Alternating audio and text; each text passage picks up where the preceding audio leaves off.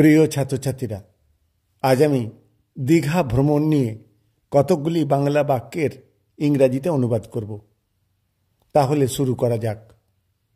আমি গত সপ্তাহে দীঘা ভ্রমণে গিয়েছিলাম। I went to Digha last week. Digha সমুদ্র সৈকত খুব সুন্দর। The Digha sea beach is very beautiful. আমি সেখানে আমার পরিবারের সঙ্গে গিয়েছিলাম। I went there with my family. আমরা সমুদ্রের ধারে হাঁটছিলাম।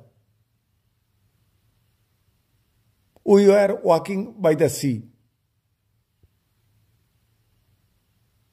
সকালে সূর্যোদয় দেখতে দারুণ লাগে। The sunrise looks wonderful in the morning. আমি সমুদ্র সৈকতে ডাবের জল খেয়েছিলাম। I drank green coconut water in the sea beach. আমরা অনেক ছবি তুলেছিলাম। We took many photos. সৈকতে অনেক মানুষ ছিল। There are many people on the beach. আমি সমুদ্রের ঢেউ খুব পছন্দ করি। I like the sea waves very much.